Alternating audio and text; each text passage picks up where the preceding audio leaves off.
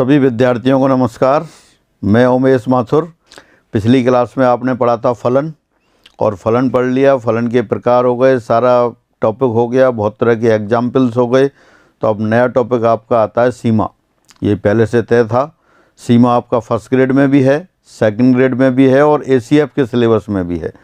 तो सीमा पढ़ने के लिए जो जो आवश्यकता है वो अपन देखते हैं। फिर हाँ, लिमिट्स। एक तो आप पढ़ते थे फलन का मान। फलन का मान जब लिखते थे, जैसे किसी फलन fx है, fx का मान लिखते थे x बराबर a पर, तब आप क्या लिखते थे? fa। फलन fx का x बराबर a पर मान fa और कैसे निकालते थे? उस फंक्शन के व्यंजक में जहाँ जहाँ x होता था सीधे सीधे ही a लिख देते थे। अब आता है सीमा। सीमा जब अपन कहते हैं फलन fx की x टेंड्स टू a पर सीमा, तो अपन कहते हैं limit of fx as x tends to a। फलन fx की सीमा जब x a की ओर अग्रसर है। अब एक शब्द आ गया x tends to a। x tends to a का मतलब होता है x कभी भी a नहीं होता। तो x a की ओर अग्रसर है, a की ओर अग्रसर है तो कभी पहुंचेगा या नहीं पहुंचेगा a पर, तो वो अपन डिस्कस करते हैं। तो उसके लिए कुछ छोटी मोटी परिभाषाएं हैं, वो देखते हैं। सबसे पहले आता है meaning of x tends to a। x tends to a का अर्थ, x टेंड्स टू a यानी कि x a की ओर अग्रसर है। a की ओर अग्रसर है यानी x a के पास और पास और पास, जितने पास संभव है उतने पास, जितने नज़दीक संभव है उतने नज़दीक, लेकिन कभी भी a नहीं होगा। यानी x और a का अंतर, आप किसी भी छोटी से छोटी राशि सोच लें, उससे भी छोटा हो जाए, तब आप कहेंगे कि x a की ओर अग्रसर है। Meaning of x tends to a। x tends to a means x approaches to a। x goes to near and near and near and nearer to a, but never becomes to a। x a के पास और पास संभव है, लेकिन कभी भी a के बराबर नहीं होगा। यही x टेंड्स टू a का अर्थ है। तो आप लिख लेते हैं एक बार। x टेंड्स टू a का अर्थ है कि x a के नज़दीक और नज़दीक और नज़दीक और नज़दीकतम पहुंच रहा है, लेकिन कभी भी x a के बराबर नहीं होगा। इस प्रकार x tends to a implies x not equal to a। x tends to a, x a की ओर अग्रसर है, a की ओर अग्रसर है, a के पास और पास और पास, जितने पास संभव हो उतने पास, लेकिन कभी भी x a नहीं होगा। दोबारा से, x tends to a means x goes near to a, near to a, more near to a, nearer to a, but never becomes to a। x tends to a implies x not equal to a। ये meaning आप नहीं लगाएंगे कि x a के पास चलते चलते चलते चलते कभी भी a पर पहुंच जाए। a पर नहीं पहुंचेगा। a के जितने पास संभव है उतने पास, लेकिन कभी भी a नहीं।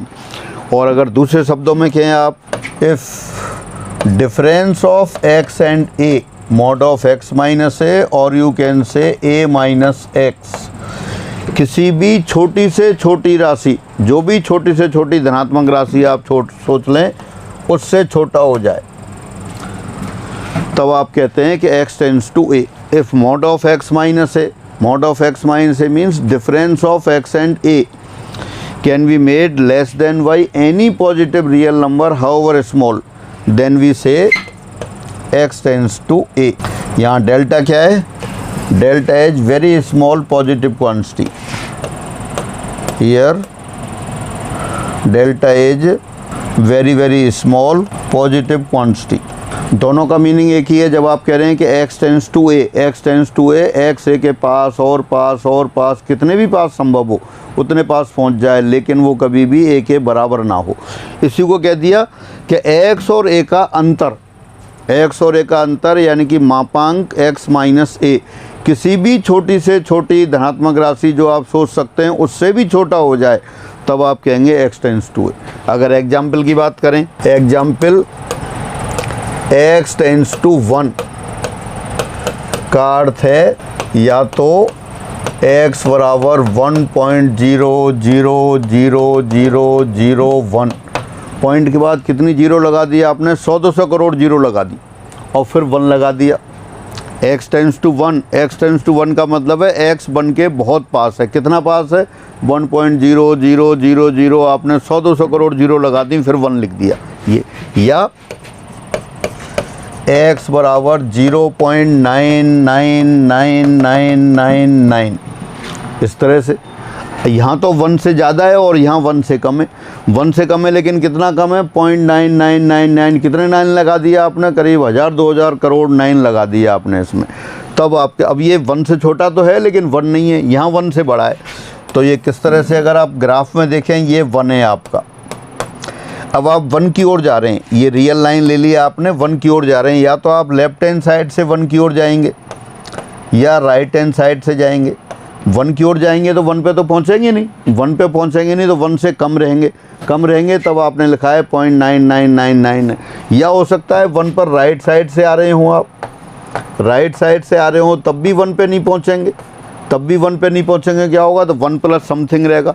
हालांकि इन दोनों में अंतर इतना छोटा है, बहुत छोटा अंतर है जो आप मेजर नहीं कर सकते, यानी कि और भी 0 बढ़ा सकते हैं, इसमें भी 9 बढ़ा सकते हैं। तो फाइनली ये हुआ जब x और 1 का अंतर आपके द्वारा सोची गई छोटी से छोटी धनात्मक राशि से भी छोटा हो जाए, तब आप कहेंगे x टेंस टू 1। तो ये x टेंस टू 1 एक एग्जाम्पल रहा। अपन पढ़ रहे थे meaning of x tends to a। Meaning of x tends to a means x approaches to a, x approaches to a but never becomes to a। x a के पास और पास, जितने पास संभव है उतने पास, लेकिन कभी भी a नहीं होगा। इसी को अपन ने एग्जाम्पल देखा। x टेंस टू 1, 1 के बहुत पास है लेकिन वो 1 के बराबर नहीं है। अब आगे बढ़ते हैं। Now meaning of x tends to infinite. x tends to infinite का अर्थ, पहले x टेंस टू a था, अब x टेंस टू इन्फाइनाइट है। x बढ़ता जाए, आपके द्वारा सोची गई किसी भी बड़ी से बड़ी राशि से भी बड़ा हो जाए, तो अपन कहेंगे x टेंस टू इन्फाइनाइट। जब x अपरिमित रूप से बढ़ता जाए, आप कितनी भी बड़ी से बड़ी राशि सोच लें उससे भी बड़ा हो जाए, तब अपन कहते हैं x tends to infinite. Again x tends to infinite means when x increases indefinitely and it may be greater than the greatest number you can imagine, then we say x tends to infinite। x अपरिमित रूप से बढ़ रहा है और आप कोई भी बड़ी से बड़ी राशि सोच लें उससे भी बड़ा हो जाए, तो अपन कहेंगे x tends to infinite। कई बार जब अपन ग्राफ से शो करना चाहते हैं तो कैसे शो करते हैं, ये तो x एक्सिस होती है, ये ओरिजिन, ये बाई एक्सिस। तब जब आप कहते हैं कि x टेंस टू इन्फाइनाइट, तो अपन क्या करते हैं, इस तरह की लाइन बना देते हैं, और जो कहाँ मिलेगी x एक्सिस को जाके इन्फाइनाइट पे, या मतलब इन्फाइनाइट की ओर ये चलता जाएगा। तो इस तरह से ये x टेंस टू इन्फाइनाइट किसी भी बड़ी से बड़ी राशि से भी बड़ा हो जाए। और जब आप कहेंगे x tends to minus infinite, तब ये क्या होगा, लेफ्ट हैंड साइड में इन्फाइनाइट की ओर जाएगी। x एक्सिस पे अपन x की वैल्यू मेजर करते हैं, यहाँ 0 है, फिर 1 2 3 4, इस तरह से राइट साइड में प्लस और लेफ़्ट साइड में नेगेटिव मेजर करते हैं अपन। जब ये लेफ़्ट साइड में बढ़ता जाए, जो भी बड़ी से बड़ी राशि लेफ़्ट साइड में हो जाए उससे भी आगे हो जाए, तब आप कहेंगे x tends to minus infinite, और राइट साइड में होगा तो x tends to plus infinite. फिर आगे चलते हैं। अभी आ गया जीरो तथा इन्फाइनाइट से संबंधित कुछ अवधारणाएं, concepts related to zero and infinite. जैसे अपने कॉन्सेप्ट, बहुत से कॉन्सेप्ट ऐसे हैं जिनको आप एग्जिस्टेंस का हो सकता है कि नहीं दिखाई दे, लेकिन वो मैथमेटिक्स में बहुत यूजफुल हैं। अपनी जो सोशल लाइफ है, अपना जीवन है, उसमें क्या है, जैसे बहुत से कॉन्सेप्ट हैं, भगवान का कॉन्सेप्ट है, भूत का कॉन्सेप्ट है। तो भगवान का कॉन्सेप्ट है वो बहुत बढ़िया कॉन्सेप्ट है, क्योंकि भगवान के होने से क्या है कि जीवन चलता रहता है। जब आदमी का बस नहीं चलता, आदमी की जब औकात समाप्त होती है, तब भगवान की औकात शुरू होती है। कई बार बहुत सी घटनाएं ऐसी हो जाती हैं आदमी के बस में नहीं होती और दुर्घटनाएं हो जाती हैं, तब आदमी यही कहता है कि भाई भगवान की यही मर्जी थी और ऐसा हो गया, अब अपना कुछ नहीं कर सकते, जो कि भगवान की मर्जी थी। इसलिए आदमी को शांति हो जाती है और आदमी का जीवन चलता रहता है। इसी तरह से इन्फाइनाइट का कॉन्सेप्ट है। इन्फाइनाइट अभी बताया था कि x टेंस टू इन्फाइनाइट, यानी कि जब बहुत बड़ी चीज़ें हो जाएं। इन्फाइनाइट अपने क्या है, एल्जेब्रिक ऑपरेशन से फ्री है। इन्फाइनाइट कोई संख्या नहीं है, पहले भी डिस्कस कर चुके हैं अपन। इन्फाइनाइट कोई संख्या नहीं है, इन्फाइनाइट सिंपली एक कॉन्सेप्ट है जो बहुत बड़ी राशि को व्यक्त करने के काम आता है। बहुत बड़ी कितनी? अपनी सोचों से बड़ी, अपनी कल्पनाओं से बड़ी, बियॉन्ड द इमेजिनेशन। ऐसी जो लार्जेस्ट नंबर होगा जो अपने इमेजिनेशन में नहीं है, उसको अपन डिनोट करना चाहते हैं तो इनफाइनाइट। और इनफाइनाइट हमेशा एल्जेब्रिक ऑपरेशन से फ्री है। मान लेते हैं कोई भी एक पॉजिटिव रियल नंबर ले लें और आप इनफाइनाइट में ऐड कर दें तो इनफाइनाइट प्लस ए इनफाइनाइट आएगा। इनफाइनाइट से घटा दें कुछ भी, इनफाइनाइट माइनस ए तब भी इनफाइनाइट आएगा। इनफाइनाइट इंटू ए तब भी इनफाइनाइट आएगा। इनफाइनाइट डिवाइडेड बाई ए तब भी इनफाइनाइट आएगा। इनफाइनाइट क्या है? बहुत बड़ी राशि है, एल्जेब्रिक ऑपरेशन से फ्री है। इसी तरह भगवान अपना वो सांसारिक मोहमाया से फ्री है। मंदिर में आप लोग जाते हैं, कई बार न्यूज आती है कि मंदिर में चोरी हो गई, चोर सारी चीज़ों को उठा के ले गए, छत्र वगैरह भी ले गए भगवान का। तो कभी ऐसा नहीं होता कि भगवान गरीब हो गए हों। और बहुत से अरबपति आते हैं, भगवान को चढ़ा जाते हैं, भगवान का मंदिर बनवा दें, सोने की कुर्सी बनवा दें, सोने का छत्र लगवा दें, हीरे जड़ित पोशाक पहना दें, तो ये न्यूज नहीं बनती कि भगवान अमीर हो गए। भगवान जैसे हैं वैसे ही हैं, भगवान आपके निर्लिप्त हैं। तो वो सांसारिक मोहमाया से फ्री है। सांसारिक मोहमाया कौन से? ये प्लस माइनस इंटू डिवीजन, यही सांसारिक मोहमाया है। तो भगवान सांसारिक मोहमाया से फ्री है, आपका इनफाइनाइट एल्जेब्रिक ऑपरेशन से फ्री है। और भगवान से बड़ी कोई सत्ता नहीं है। ऐसा नहीं है कि दो भगवानों को साथ साथ बैठा दें तो डबल पावर आपको मिल जाए, या दो भगवान आपके पक्ष में हो तो डबल शक्ति आपको हो जाए। भगवान की जो शक्ति है, एक भगवान से भी है, 10 भगवान से भी, और वो बराबर है, उससे बड़ी कोई सत्ता नहीं है। जैसे कई बार अपन एग्ज़ाम के टाइम पे मंदिर जाते हैं तो शनिवार को हनुमान जी के पास गए और हनुमान जी की सेवा की और आपने पूजा की, सुन ली और आपके नंबर 10 नंबर बढ़वा लाए। अब ऐसा नहीं है कि सोमवार को महादेव जी के पास चलें, फिर मंगलवार को दोबारा चलें, बुधवार को गणेश जी के पास चलें कि अलग अलग 10-10 नंबर बढ़वा लाए तो आप तो बड़ा भारी नंबर आ जाएंगे। तो वो एक ही जगह है, कहने का मतलब। और मैथमेटिक्स में क्या है? Infinite plus infinite double infinite नहीं होता। मतलब जैसे भगवान को एक दूसरे भगवान और मिला दें और डबल पावर हो जाए, वो नहीं है। भगवान की शक्ति समान है और वो अपरिमित है। कंप्यूटराइज सिस्टम है पूरा ऊपर वाले के पास। अगर जैसे हनुमान जी से आप बढ़वा लाएँ तो महादेव जी के यहाँ या संतोषी माता के यहाँ या गणेश जी के यहाँ दोबारा नहीं बढ़ेंगे। इसी तरह से इनफाइनाइट का है, infinite plus infinite infinite. Double infinite जैसा कोई कॉन्सेप्ट नहीं है। इनफाइनाइट इनटू इनफाइनाइट, ये टू इनफाइनाइट नहीं है। Infinite into infinite, infinite square नहीं है। इसी तरह से इसका मतलब क्या है कि इनफाइनाइट प्लस इनफाइनाइट, ये भी आपका इनफाइनाइट ही रहेगा। इनफाइनाइट इनटू इनफाइनाइट करेंगे तब भी इनफाइनाइट रहेगा। इनफाइनाइट पावर इनफाइनाइट करेंगे तब भी इनफाइनाइट रहेगा।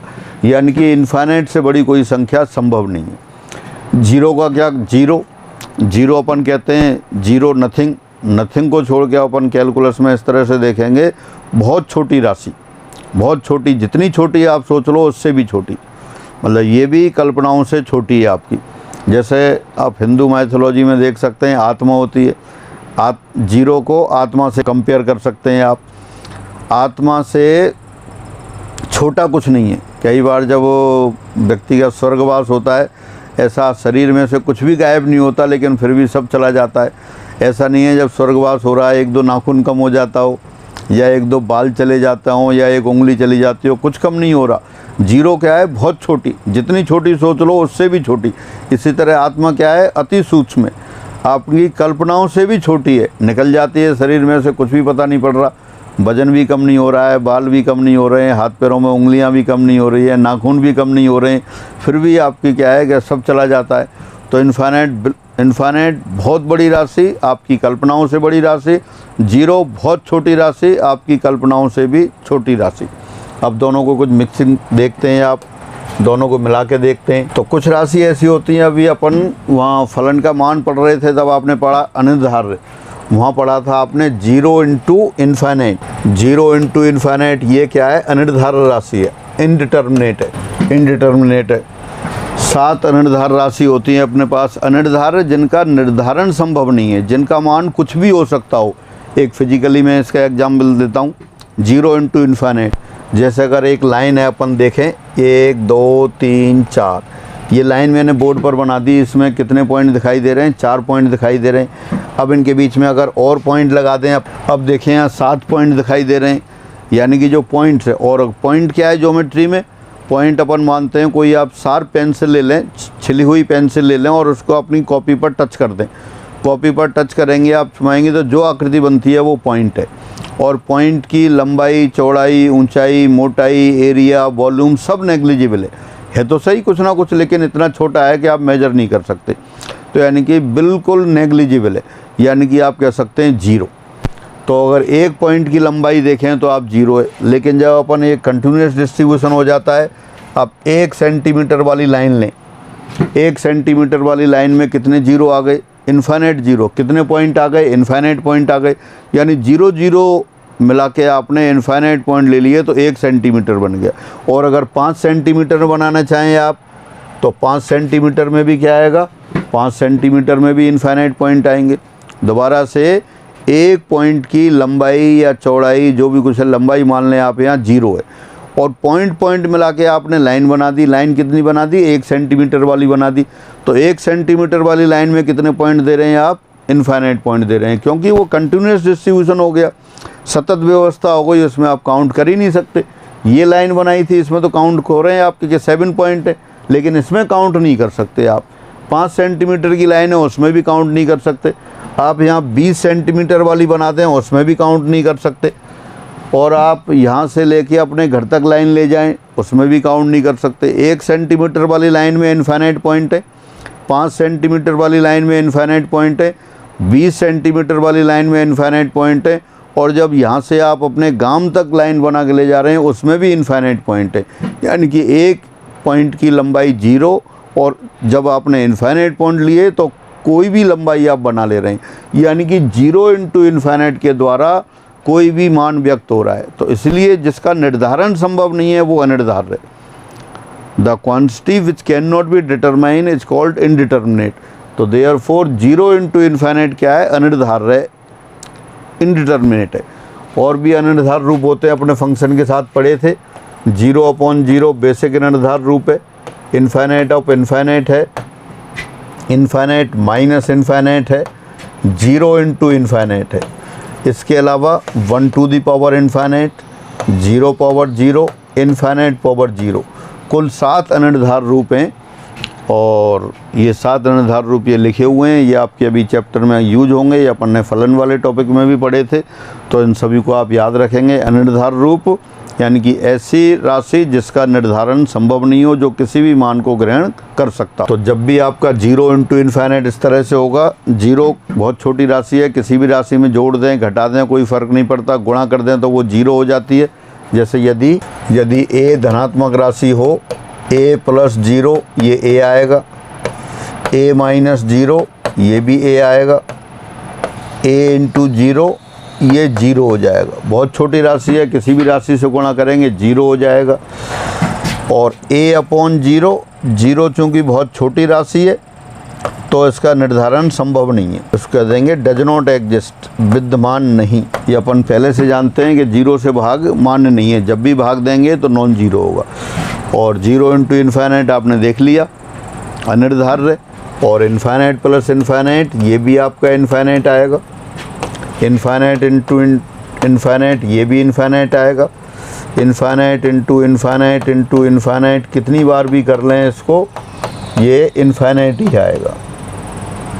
इन्फाइनाइट पावर इन्फाइनाइट ये भी इन्फाइनाइट आएगा। जब भी आपको इसमें लगाना हो तो इन्फाइनाइट आपको देखेंगे कि बहुत बड़ी राशि, 0 बहुत छोटी राशि, तो बहुत बड़ी और बहुत छोटी ये रख के ही आप जो भी एक्सप्रेशन होगा उसको आप कंपेयर करेंगे। Infinite power infinite power infinite power infinite ये भी इन्फाइनाइट, और 0 इंटू इन्फाइनाइट अनिर्धार्य हो गया, 0 से मान विद्यमान नहीं है। साइन जैसा भी होगा उसके अकॉर्डिंग अपन ले लेंगे, जैसे पहले से जानते हैं प्लस इंटू प्लस प्लस रहता है, plus into minus minus, minus into plus minus, और माइनस इंटू माइनस प्लस, तो ये इन्फाइनाइट के साथ भी ऐसा ही साइन चलेगा। अब आगे बढ़ते हैं, अब लेते हैं आप फलन f(x) की x टेंड्स टू a पर सीमा, limit of function f(x) as x tends to a। अभी अपन बात कर रहे थे meaning of x tends to a, अब देख रहे हैं meaning of limit of f(x) as x tends to a। तो सामान्य तरीके से आप ये याद रखेंगे कि जैसे जैसे x a की ओर बढ़ता है, जब x a की ओर अग्रसर हो, तब fx जिस निश्चित राशि फिक्स क्वांटिटी L की ओर बढ़ता है, जब x टेंड्स टू a हो, यानी कि जब x a की ओर अप्रोच कर रहा हो, a की ओर बढ़ रहा हो, तब fx जिस निश्चित राशि L की ओर बढ़ता है वह fx की x टेंड्स टू a पर सीमा कहलाती है। इसे हम संकेत limit of fx as x tends to a बराबर L द्वारा व्यक्त करते हैं। यहाँ ना तो x a के बराबर होता है, fx L के बराबर। तो बिल्कुल सामान्य भाषा में, आपकी लोकल भाषा में मैंने लिख दिया है कि जब x a की ओर अप्रोच करेगा तब fx जिस निश्चित राशि L की ओर अप्रोच करता है वो निश्चित राशि इसकी सीमा कहलाती है। और कैसे लिखते हैं इसको लिखते हैं आप limit of fx as x tends to a equal to L। यहाँ ना तो x a के बराबर है और ना fx L के बराबर है। जैसे जैसे x a की ओर अप्रोच करता है वैसे वैसे fx जिस निश्चित राशि की ओर अप्रोच करता है वो निश्चित राशि इसकी सीमा कहलाती है। जैसे अपने x टेंड्स टू a की बात थी, x अप्रोचेस टू a, यानी कि x goes near and nearer to a but never becomes to a। x a के पास और पास पहुंच रहा है लेकिन कभी भी a नहीं होता। इसी तरह से fx L की ओर जा रहा है तो fx L की ओर अग्रसर होता रहता है लेकिन कभी भी L पे नहीं पहुंचता, लेकिन लिखते अपन L ही, मतलब जिस निश्चित राशि की ओर अग्रसर हो रहा है वो लिखते हैं। एक बार दोबारा पढ़ लेते हैं अपन। जब x टेंड्स टू a हो तब fx जिस निश्चित राशि की ओर बढ़ता है वह जिस निश्चित राशि L की ओर बढ़ता है वह x टेंड्स टू a पर fx की सीमा कहलाती है। और कैसे लिखते हैं इसको आप लिख देते हैं limit of fx as x tends to a equal to L। फलन fx की x के a की ओर अग्रसर होने पर सीमा L। ये और निश्चित रूप से ना तो x a के बराबर है और ना ही fx L के बराबर है। दोबारा देखते हैं इसी परिभाषा को, थोड़ा सा अपन मैथमेटिकली टेक्निकली कहें तब, जब mod of x minus a less then delta हो, एक सूक्ष्म धनात्मक राशि एप्सिलॉन इस प्रकार विद्यमान हो कि mod of fx minus a less then epsilon, तब हम कहते हैं कि x टेंड्स टू a पर fx की सीमा L है।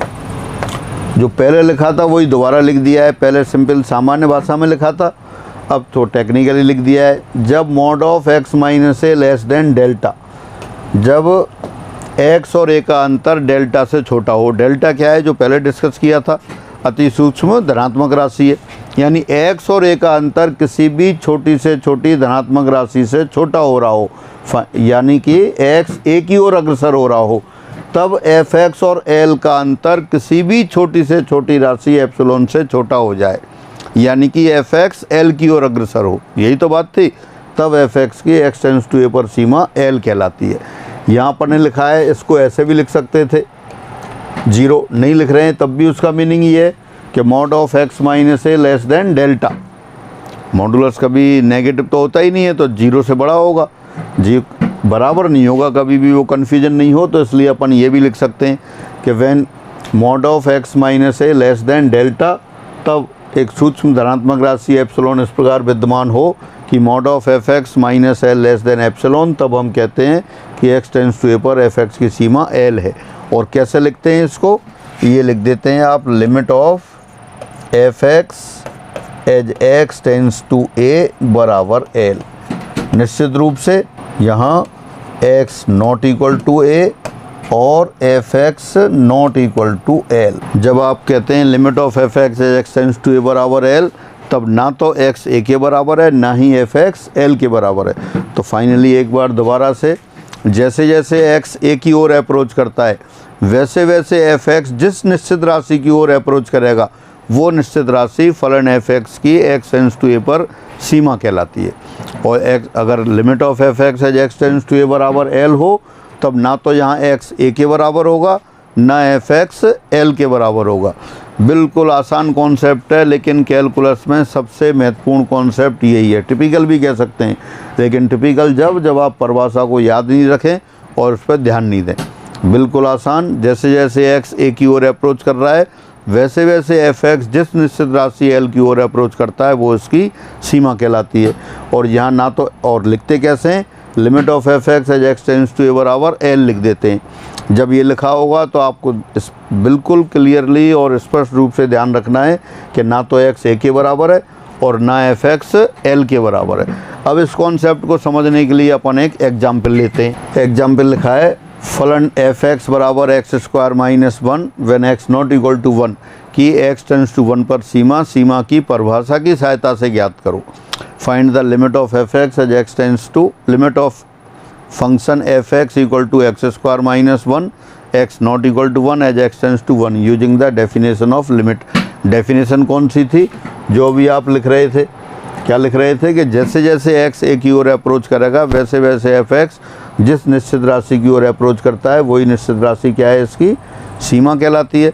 तो अब इसको अपन इसी तरह से करते हैं। ये फंक्शन आपको दे रखा है f x equal to x square minus 1 upon x minus 1 x not equal to 1। ऊपर एक्स स्क्वायर माइनस 1 के फैक्टर कर लेते हैं, x minus 1 x plus 1, x minus 1 cancel हो गया। या आप कह सकते हैं एफ एक्स बराबर एक्स प्लस 1। एक्स माइनस 1 इसलिए कैंसिल कर दिया आपने क्योंकि 1 के बराबर नहीं था। 1 के बराबर नहीं था तो एक्स माइनस 1 0 के बराबर नहीं था।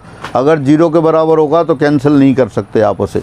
जैसे अगर आप यहाँ ये देखें, यहाँ आप ये निकालना चाहें कि F1, तो F1 निकालने के लिए क्या करेंगे, 1 square minus 1 upon 1 minus 1 0 upon 0, यानी कि F1 बराबर 0 अपॉन 0 आ गया। और 0 अपॉन 0 तो इंडिटर्मिनेट होता है, तो ये तो कोई कुछ भी मान हो सकता है।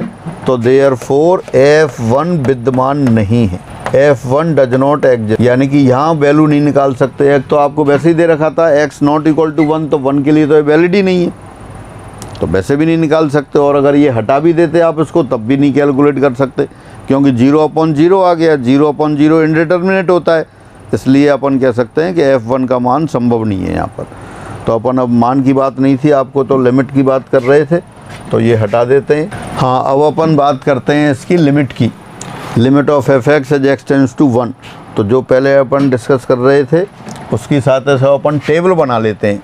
यहाँ x और ये f है, x बराबर 0 रखते हैं आप। लिमिट कौन सी लेनी है आपको, limit of F x as x tends to, ये 0, x बराबर 0 रखा तो वैल्यू कितनी आ गई, 1 आ गई।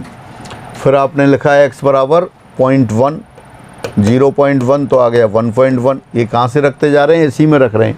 और एफ एक्स किसके बराबर है आपके, x प्लस 1 के बराबर है। x बराबर 0 लिखा तो 0 प्लस 1 1 आ गया। x बराबर 0.1 लिखा तो 0.1 प्लस 1 1.1 आ गया। x बराबर 0.2 लिखते हैं तो ये 1.2 आ गया। x बराबर 0.5 लिखते हैं तो ये 1.5 आ गया। x बराबर 0.8 लिखते हैं ये 1.08 आ गया। x बराबर 0.9 लिखते हैं तो ये 1.9 आ गया। फिर लिखते हैं 0.99 तो ये 1.99 आ गया। फिर लिखते हैं 0.999 तो ये 1.999 आ गया। फिर लिखते हैं 0.9999 तो ये कितना हो गया, 1.9999 ही आ गया। यानी कि जैसे जैसे ये 1 की ओर अप्रोच कर रहा है, ये वाला एक्सप्रेशन 2 की ओर अप्रोच कर रहा है। क्या देख रहे हैं अपन, आपको क्या बताया था कि जैसे जैसे x a की ओर अप्रोच करता है वैसे वैसे एफ एक्स जिस निश्चित राशि की ओर अप्रोच करता है वो निश्चित राशि इसकी सीमा कहलाती है। तो अपने क्या किया कि अपने टेबल बना ली, x और एफ एक्स, x का मान रखते जा रहे हैं। कहाँ रख रहे हैं आप, 0 से शुरू किया क्योंकि ये लाइन जो अपन, मैं नीचे लाइन बना लेता हूँ एक, ये लाइन हो गई। सपोज इस पर ये वाला पॉइंट है 1, और 1 पॉइंट पर अपन कहाँ से आ रहे हैं, पहले अभी लेफ्ट हैंड साइड से आ रहे थे, यानी कि आपने मान रखा 0। जैसे 0 इधर था सपोज, यहाँ आपने 0 रखा तो 0 से 1 की ओर बढ़ते हुए आ रहे हैं, और कभी भी 1 पे तो पहुँचेंगे नहीं, तो 1 के पास और पास जितने पास संभव है उतने पास अपन यहाँ पे चलते जा रहे हैं। तो जब 0.999 आगे फिर से और आगे बढ़ जाएंगे, तो जैसे जैसे x 1 की ओर जा रहा है ये fx की वैल्यू 2 की ओर जा रही है। अब राइट साइड से चलने की कोशिश करते हैं, दोबारा टेबल बना देते हैं x और fx। राइट साइड पर सपोज अपन 2 पर थे, 2 से 1 की ओर आना शुरू करते हैं, तो जब x बराबर 2 रखेंगे तो कितना हो जाएगा, 2 + 1 3 हो गया। फिर x बराबर 1.9 लिखा, ये 2.9 हो गया।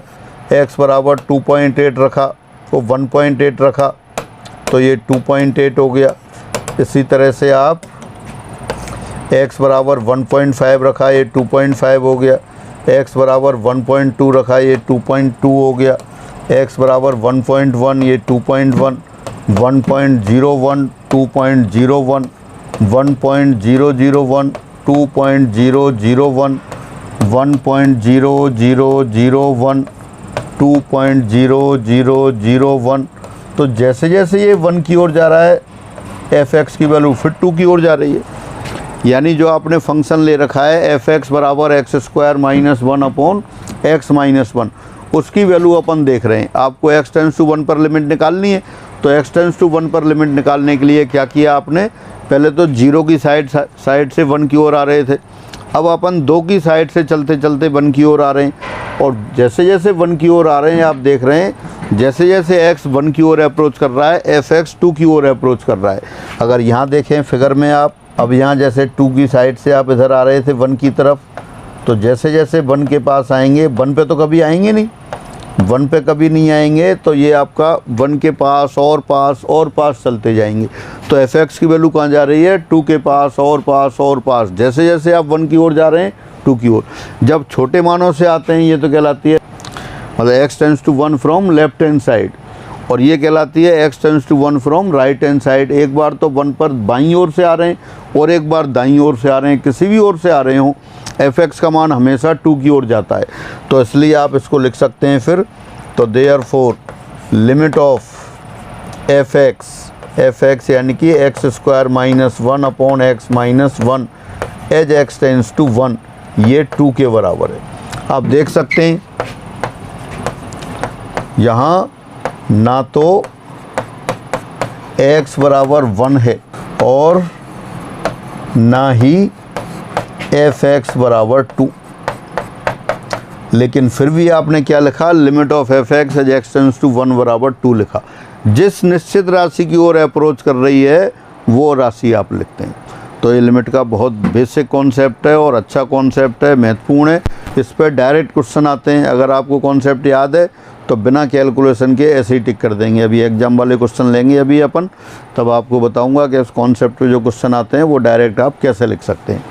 हाँ, तो फाइनली ये हुआ limit of fx as x tends to a बराबर l हो, तब ना तो x a के बराबर होता है ना fx l के बराबर होता है।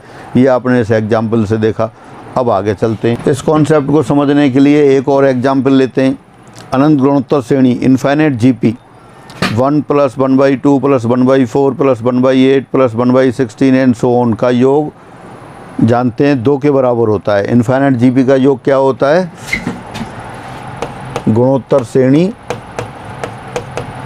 A + AR + AR² and so on, ये इनफाइनाइट है,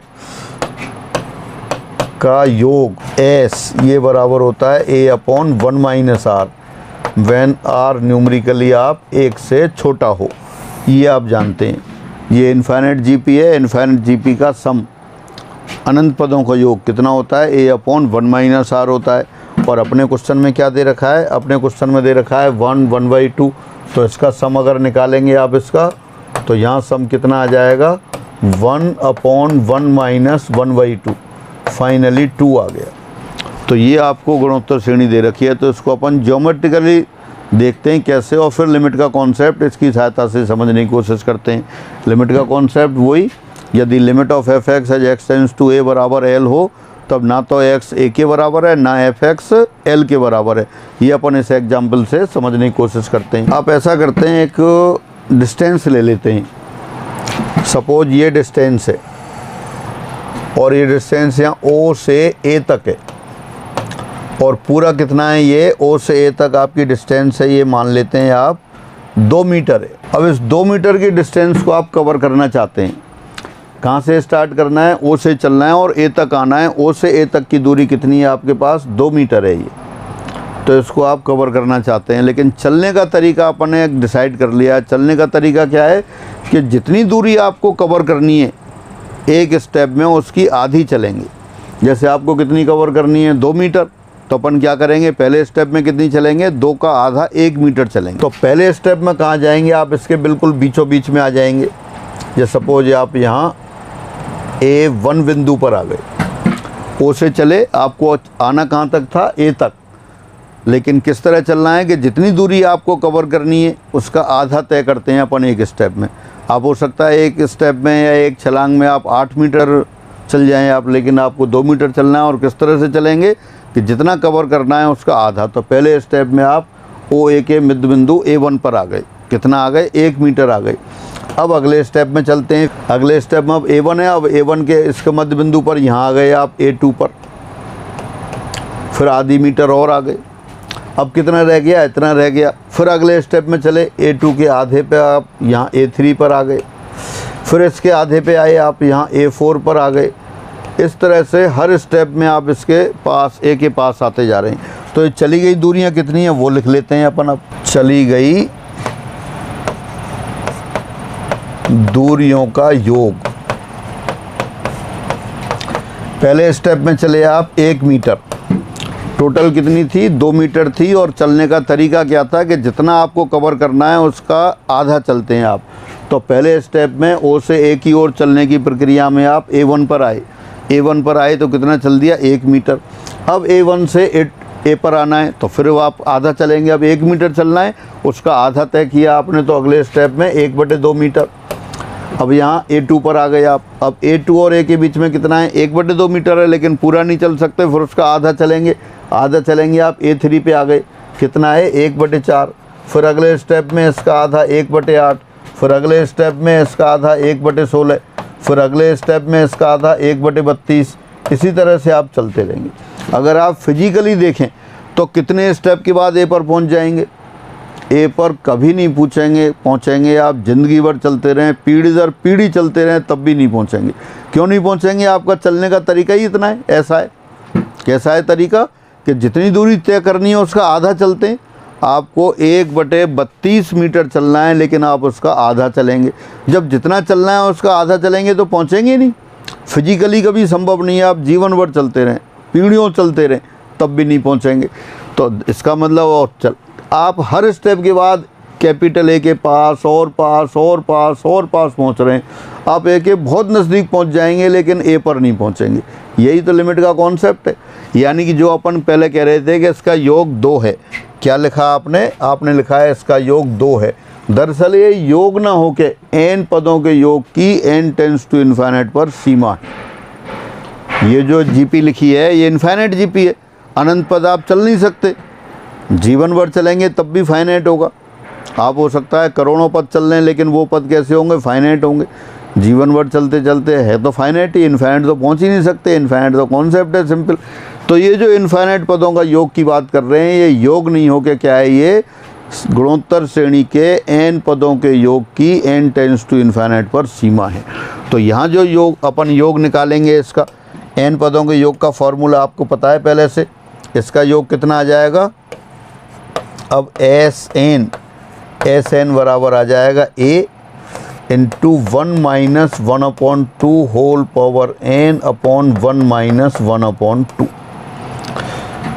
या दोबारा लिख दिया आपने SN कितना हो जाएगा, ये नीचे 1/2 है, 2 ऊपर लगा दिया, 1 - 1/2 टू दी पावर n है। और n टेंस टू इन्फाइनाइट पर limit of n tends to infinite, तो ये कितना हो जाएगा आपका, limit of 2 - 1/2 to the power n - 1 n tends to infinite.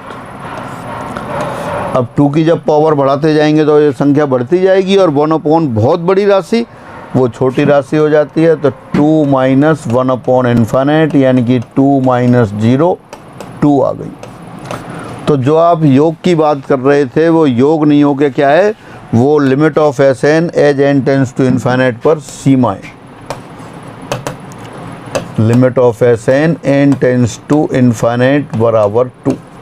ये टेंस टू 2 है लेकिन अपन 2 लिख देते हैं। अपने परिभाषा इस तरह कर रखी है कि जिस राशि की ओर अग्रसर होती है वही सीमा कहलाती है। तो फाइनली ये हुआ कि अगर limit of F x as x tends to A बराबर एल हो तब ना तो एक्स ए के बराबर होता है ना एफ एक्स एल के बराबर होता है, लेकिन लिखते आप एल ही हैं। और यहाँ जब कैलकुलेशन में करेंगे एक्स टेंस टू ए तब भी एक्स बराबर ए रखते हैं। हाँ, तो ये आपका लिमिट का कॉन्सेप्ट हुआ। उसके फेवर में 2 एग्जाम्पल हुए। आप इसमें भी देख सकते थे। फिजिकली आप कभी नहीं पहुँच सकते, लेकिन सम पूरी दूरियों का योग आप जो अपन कर रहे थे 2 कभी नहीं आएगा। 2 के पास और पास, हर स्टेप के बाद आप 2 के पास और पास और पास पहुंच रहे हैं, इसलिए वो 2 हो जाता है। यानी कि 2 की ओर अप्रोच कर रहे हैं इसलिए 2 लिख देते हैं। तो वो मान ना हो के क्या है, वो सीमा है। अब आता है difference between the value and limit at A point, यानी एक बिंदु पर फलन के मान और फलन की सीमा में अंतर। जब फलन के मान की बात करते हैं, दिया फलन एफ एक्स हो तब x बराबर a पर फलन का मान एफ ए होता है। सीधे x बराबर a रख देते हैं और वैल्यू कैलकुलेट कर लेते हैं। अगर ये y बराबर एफ एक्स का ग्राफ बना रखा हो और ये x बराबर a, तो x बराबर a पर जो लेंथ ऑफ ऑर्डिनेट है, कोटि की लंबाई है, ये यहाँ से यहाँ तक, तो इसके कोऑर्डिनेट a, एफ ए हो जाते हैं। ये P पॉइंट मान लें आप, ये इस पर P पॉइंट हो गया। P पॉइंट के कोऑर्डिनेट क्या हैं, a, एफ ए, और ये M पॉइंट है। तो सीधा जो PM की लंबाई है, PM की जो लंबाई है वही आपकी क्या है, फलन का मान कहलाता है। ये x बराबर a ऑर्डिनेट हो गई और जो कोटि की लंबाई है वो फलन का मान है। लेकिन जब लिमिट लिखते हैं x tends to a,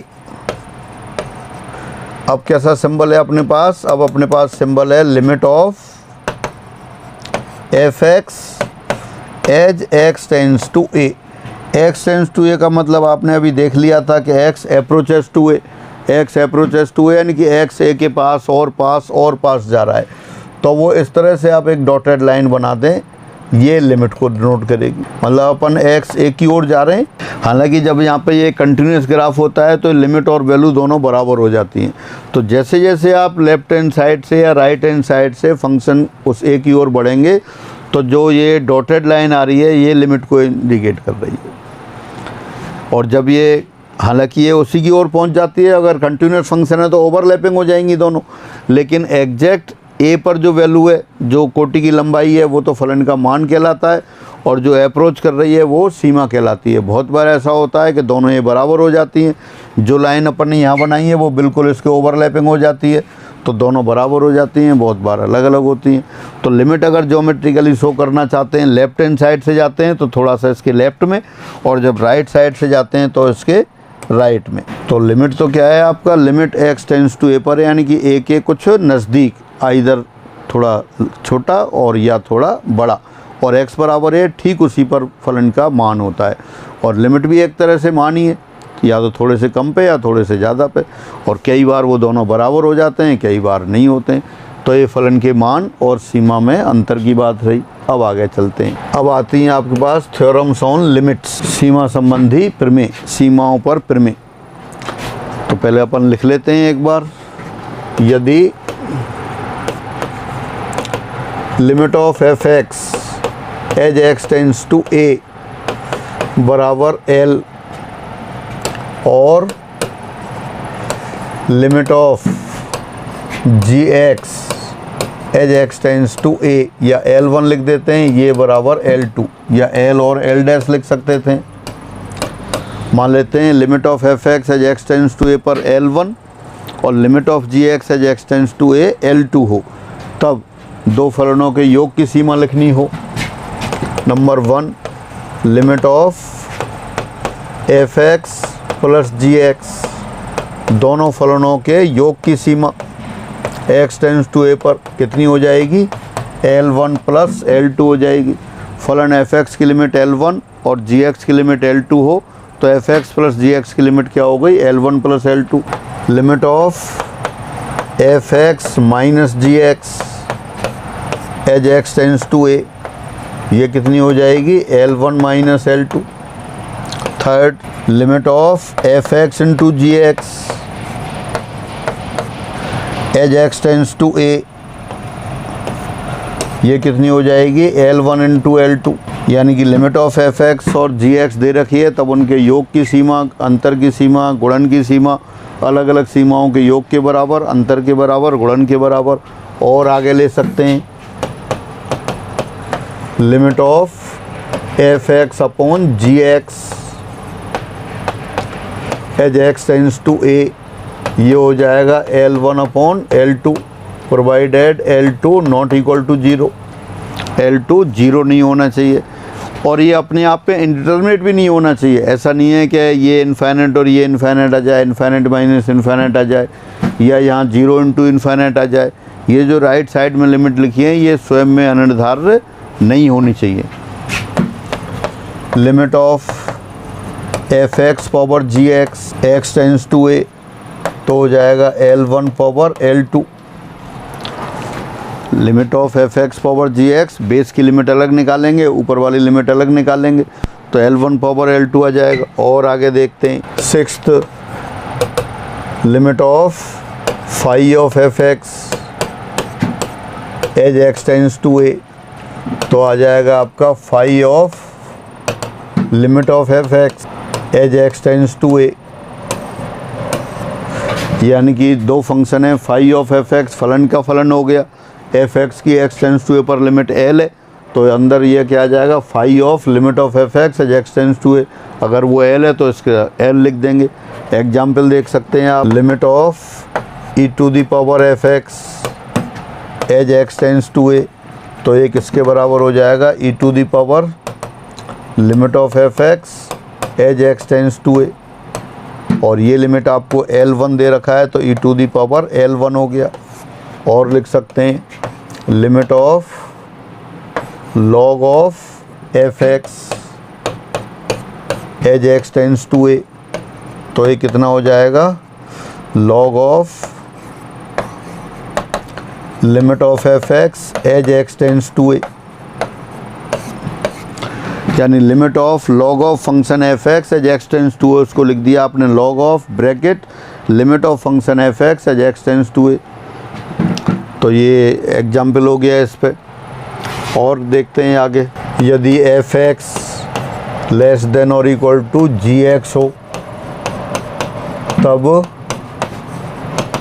limit of f(x) as x tends to a less than और equal to limit of gx as x tends to a। यानी इनइक्वलिटी हैं वो भी एप्लीकेबल हैं। f(x) gx से छोटा है और दोनों के डोमेन में a है, तो limit of f(x) as x tends to a less than और equal to limit of gx as x tends to a होगा। यदि f(x) लेस देन और equal to hx less than और इक्वल टू gx और limit of f(x) as x tends to a बराबर L एवं limit of gx as x tends to a, ये भी L हो, तब दोबारा से देखें, hx एक फंक्शन दे रखा है जो f(x) और gx के बीच में है। f(x) इज़ लेस देन और equal to hx less than equal to gx। साथ साथ ये दे रखा है f(x) और gx दोनों की x टेंस टू a पर लिमिट L है, तो hx की लिमिट भी L होगी। तब limit of hx as x tends to a is also equal to L, तब ये भी L के बराबर होगी। इसको आप सैंडविच थ्योरम बोलते हैं। जैसे सैंडविच बनती है, ब्रेड के बीच में आप कुछ मसाला लगा देते हैं, इसी तरह से ये सैंडविच थ्योरम कहलाती है। बड़े क्वेश्चंस में यूज होती है। अपने आप ही एक 11th में दे रखी है छोटा क्वेश्चन, वो अभी क्वेश्चंस करेंगे तब मैं बताऊंगा।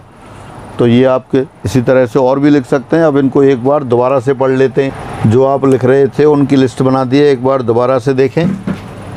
यदि limit of f(x) equal to limit of F x as x tends to A बराबर एल तथा limit of G x as x tends to A बराबर एल डैश है, तब उनके योग की सीमा, दोनों फलनों के योग की सीमा अलग अलग सीमाओं के योग के बराबर। अभी अपन L1 L2 लिख रहे थे, यहाँ L L डैश लिख दिया है। उनके अंतर की सीमा limit of F X minus G X, limit of F X minus G x as x tends to A, तो वो उनकी सीमाओं के अंतर के बराबर हो गई L माइनस एल डैश। इसी तरह limit of F x into g x as x tends to a L into L dash, limit of F x upon g x as x tends to a L upon L dash, यानी जो पहले लिखी थी उन्हीं को दोबारा लिख दिया है। फिर दोनों को मिला के एक और, जैसे k into F x as x tends to, limit of k into F x as x tends to A, ये k इंटू एल हो गया। k कोई भी कांस्टेंट है, k यानी कांस्टेंट। फिर दोनों को मिला के लीनियर प्रॉपर्टी बना दी, limit of bracket c1 F x plus और minus c2 G x as x tends to A, तो क्या आ जाएगा c1l plus minus c2 into L dash. c1 और c2 वही कांस्टेंट है। फिर आपने लिख दिया यदि एफ एक्स लेस देन और इक्वल टू जी एक्स हो तब एल लेस देन और इक्वल टू एल डैश होगा। यदि F x power g x यानी कि limit of F x power g x हो तो एफ एक्स की सीमा और घात में जी एक्स की सीमा यानी कि एल पावर एल डैश हो गई। फिर और आगे चलते हैं। फिर ये भी आपने थोड़ी देर पहले लिखा था, ये भी कि limit of F of G X, limit of F of G x यानी कि फंक्शन की बात कर रहे हैं, तो F of limit of G X अपन ने वहाँ फाई एक्स के लिए लिख दिया था, यहाँ इन्होंने वो एफ और जी के लिए लिख दिया है। विशेष special case limit of log of F X, इसको लिख सकते हैं log of limit of F x as x tends to A, यानी कि लॉग ऑफ एल के बराबर आ गया। एल वही आपकी लिमिट थी एफ एक्स की। फिर ये सैंडविच थ्योरम आ गई जो आपने लिखी थी अभी, यदि एफ एक्स लेस देन और equal to H X less than equal to ji X for all X, then limit of F X and limit of F x as x tends to A बराबर limit of G x as x tends to A बराबर L हो, तब H X की limit भी X tends to ए पर L के बराबर आएगी। फिर एक और limit of F of minus h x x tends to zero plus यानी कि जीरो की ओर राइट साइड से जा रहे हैं, तो इसको लिख सकते हैं आप limit of F x as x tends to zero minus, यानी एक्स की जगह माइनस एक्स पुट कर दिया तो लिमिट का जो साइन है एक्स टेंस टू है वो भी चेंज हो जाता है। यहाँ एक्स टेंस टू जीरो है तो जीरो प्लस जीरो माइनस हो गई।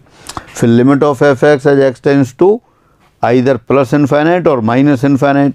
अब एक्स की जगह 1/x लिख दिया तो 1/इन्फाइनाइट फिर वही जीरो होगा, तो ये limit of f 1/x x tends to zero हो गया। ये सारी वो छोटी छोटी आपकी थ्योरम्स, तो ये अपन क्वेश्चंस करेंगे तब काम में लेंगे। अब आगे बढ़ते हैं। अब ये जब अपन लिमिट करते हैं तो उसमें कुछ फंक्शंस के एक्सपेंशंस काम आते हैं, फलनों के प्रसार काम आते हैं, तो वो आपसे अपेक्षा है कि आप सभी को याद रखेंगे, आपको सबको याद होंगे। कुछ एक्सपेंशंस मैं यहाँ लिखता हूँ। Number 1 E to the power X, E to the power X का प्रसार आता है 1 plus X upon 1 factorial, X square upon 2 factorial, X cube upon 3 factorial and so on. और अगर E to the power minus X का लिखना होगा तो जहाँ जहाँ एक्स लिखा है आपने वहाँ माइनस एक्स लगा देंगे। E to the power minus X 1 minus X upon 1 factorial, X square upon 2 factorial minus x cube upon 3 factorial and so on, यानी E to the power minus X का expansion हो गया। तरह A to the power X, A to the power X को लिखते हैं आप 1 plus X log of A upon factorial 1 plus X square upon 2 factorial into log of a whole square plus x cube bracket log of a whole cube upon 3 factorial and so on. इस तरह से चलेगा। और लिख सकते हैं binomial expansions हैं वो भी आपको याद करके रखने। X plus A whole power N, N definitely positive integer है यहाँ पर, तो क्या होगा प्रसार X to the power N plus N C 1 X to the power N minus 1 into A plus N C 2 X to the power N minus 2 into A square and so on. General term आती है N C R X to the power N minus R A to the power r so. तो ये कुछ basic expansion है, सभी आपकी जो 11th-12th की बुक्स है जहाँ आप पढ़ते हैं वहाँ सभी दे रखे। और एक दो लिखता हूँ, log 1 plus x, log 1 plus x का एक्सपेंशन हो गया x minus x square upon 2 plus x cube upon 3 minus x 4 upon 4 and so on. ये log 1 प्लस एक्स का एक्सपेंशन हो गया। log 1 minus x, log 1 minus x इसका expansion होगा minus x square upon 2 minus x cube upon 3 minus x 4 upon 4 and so on. 7 ये लेते हैं sine of x, sine x का एक्सपेंशन आएगा x minus x cube upon 3 factorial plus x 5 upon 5 factorial minus x to the power 7 upon 7 factorial and so on. इसी तरह cos x का expansion लिख सकते हैं। कोस एक्स बराबर आता है 1 minus x square upon 2 factorial plus x 4 upon 4 factorial minus x to the power 6 upon 6 factorial and so on. 10x का एक्सपेंशन लिख सकते हैं x plus x cube upon 3 plus 2 upon 15 x to the power 5 and so on. इसी तरह sine inverse x का expansion, वो सभी आपकी जो सीट दे रखी है उसमें एक्सपेंशन दे रखें, तो वहाँ से आप इन सब के एक्सपेंशन को लर्न करेंगे। एक बार दोबारा से कुछ जो पॉपुलर हैं और महत्वपूर्ण है उनको एक बार अपन और लिख लेते। साइन एक्स अभी लिखा था x minus x cube upon 3 factorial plus x to the power 5 upon 5 factorial minus x to the power 7 upon 7 factorial and so on. तो ये सारे एक्सपेंशंस आप लर्न करके रखेंगे। ये साइन इनवर्स एक्स है, ये महत्वपूर्ण है, कई बार क्वेश्चंस में यूज हो जाता है, तो आप स्पेशली याद रखें। Sine inverse x, x plus x cube upon 3 factorial plus 9 x to the power 5 upon 5 factorial and so on. तो इस तरह के ये एक्सपेंशन जो पॉपुलर एक्सपेंशन है वो मैंने आपको यहाँ बताए, इनको आप सभी को लर्न करेंगे। अब आगे चलते हैं। हाँ, सीमा ज्ञात करने की क्रिया विधि एवं विभिन्न विधियाँ, working rule for finding A limits and various methods. मतलब कोई सी फलन की लिमिट निकालनी हो तो कैसे निकालेंगे। जो पहले अपन बात कर रहे थे वो तो फंक्शन, वो तो परिभाषा की बात कर रहे थे, तो उस तरह से निकालते हैं तो बहुत लेंदी हो जाते हैं। अब वर्किंग रूल क्या है, क्रिया विधि क्या है, वो देखते हैं। पहले ऐसे ही सुन लेते हैं। कोई भी फलन दे रखा है आपको, फलन एफ एक्स, तो फलन एफ एक्स की एक्स टेंस टू ए पर सीमा ज्ञात करने के लिए हम एफ एक्स के व्यंजक में सीधे ही एक्स बराबर ए रख देते हैं। और अगर ये निश्चित राशि आती है तो यही सीमा हो जाती है। Again, to determine the limit of F x as x tends to a, we direct substitute x equal to a in the expression of fx. If resulting quantity is a fixed number, then it will be the required limit. दोबारा से, फलन fx की x tends to a पर सीमा ज्ञात करने के लिए हम fx के व्यंजक में सीधे ही x बराबर a प्रतिस्थापित करते हैं। We direct substitute x equal to a in the expression of fx. यदि ये परिणामी राशि, if resulting quantity is a fixed number, यदि एक निश्चित राशि है, यदि परिणामी राशि एक निश्चित राशि आती है तो यही सीमा हो जाएगी। एग्जाम्पल देखते हैं। Limit of x square plus 1 as x tends to 1, तो क्या आ गया, सीधे 1 स्क्वायर प्लस 1 2 आ गया।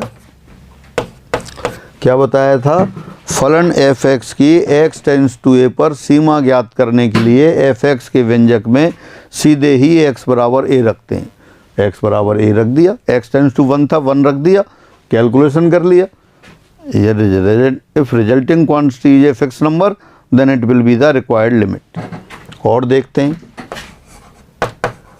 Limit of x cube minus 1 upon x minus 1 as x tends to 0, फिर रख देते हैं 0 माइनस 1 अपॉन 0 माइनस 1, 1 आ गया। To find the limit of F x as x tends to a, we direct substitute x equal to a in the expression of F x. If resulting quantity is a fix number then it will be the required limit. आपने सीधे x बराबर 0 put किया, परिणामी राशि जो भी आई वो fix number आ गया, तो यही सीमा हो गई। एक और देखते हैं। Limit of sine x upon x, x tends to pi by 2, रख दिया सीधा पाई बाई 2, तो कितना आ गया, सीधा sine pi by 2 upon pi by 2 sine pi by 2 क्या होता है 1, तो 1/π/2 यानी कि ये 2/π आ गया। फिर दोबारा लेते हैं एक बार, क्या ज्ञात कर रहे हैं आप, सीमा ज्ञात करने की क्रियाविधि, working rule to find a limit. तो फलन f(x) की x टेंड्स टू a पर सीमा ज्ञात करने के लिए f(x) के व्यंजक में सीधे ही x बराबर a प्रतिस्थापित करते हैं। यदि परिणामी राशि एक निश्चित राशि है तो यही सीमा हो गई।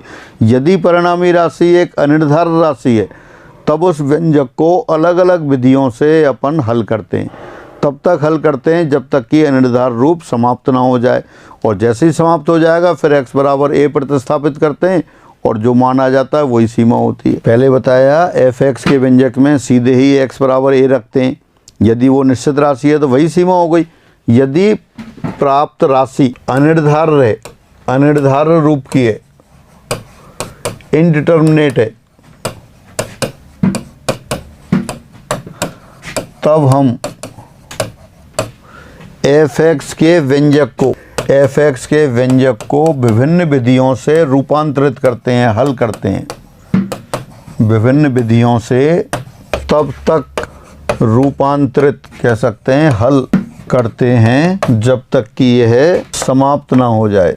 अब व्यंजक में x बराबर a प्रतिस्थापित करके, सब्स्टिट्यूट करके सीमा का मान ज्ञात करते हैं या प्राप्त करते हैं।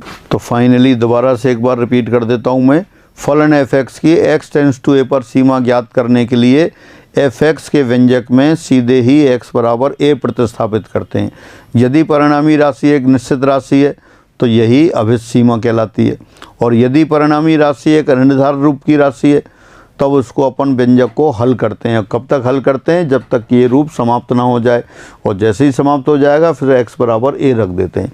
अब जो हल करने की विधियां हैं उनके अकॉर्डिंग सीमा ज्ञात करने की अलग अलग विधियां हैं, तब उन विधियों पर आते हैं। सबसे पहले आ रहा है सीधे ही प्रतिस्थापन द्वारा।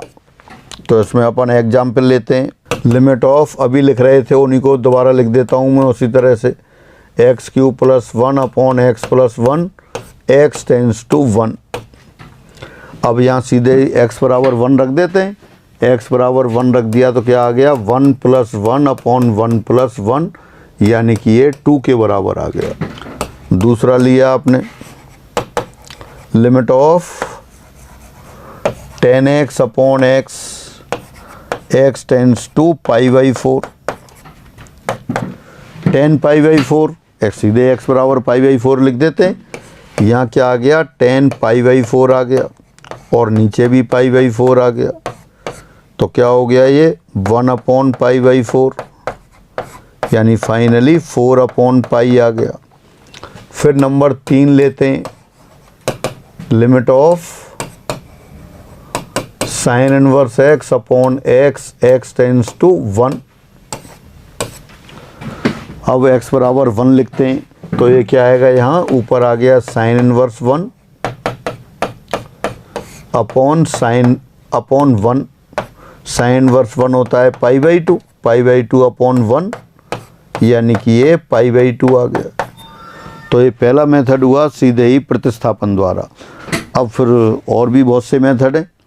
तो आज आपकी लिमिट की परिभाषा हो गई, और लिमिट पे आधारित कुछ प्रमेय हो गई, और कुछ छोटे मोटे क्वेश्चंस हो गए। बहुत महत्वपूर्ण कॉन्सेप्ट आपको बताया है।